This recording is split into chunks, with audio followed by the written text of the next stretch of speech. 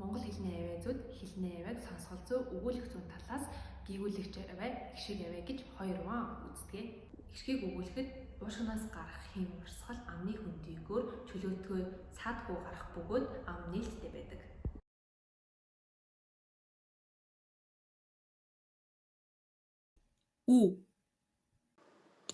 Үү гişиг авиалбар нь хэлний дундуур хэлэгдэх амны хөндий зай явцав уруулын эм өргөлдөд үеийн ерийн богино гişиг авиа болно.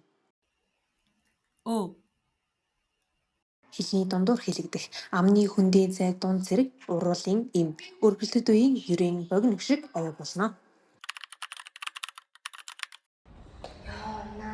За найз нь ойр бүр таглаад болдгүй. Хөөх тийм үү? Тийм. Тэгээд найз нь турхаа шидчихэд оройд нэг өмх мах идчихэл. Хөө. Тийм. Найз өмөх гэдэг чинь ялцарсан, зөөлрсөн байдлыг хэлдэг байхгүй юу? Өмөх нь болохоор аманд багтах байдал тэгээд шилсэн утгаараа жижиг баг гэсэн утгыг илэрхийлдэг. Хүмүүс яг утга дээр тулгуурлан ярьдаг.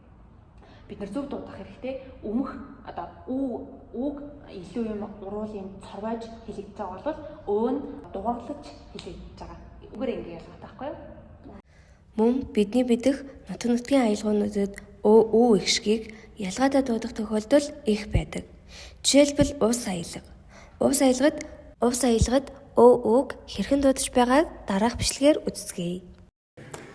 Дээр алга бэмбэг буруу тийшээ нам инкэрдэг гол оронд олон нуур цээрэн байдгаас хамгийн цэнгэг нь кэвсгэл. Ус аялгад үг үе буюу хос гişгээр дуудаж байгаа нь гүйгүүлэгчийн нөлөөгөөр хувьсаж хэлэгдэж байгаа хэлбэр юм аа.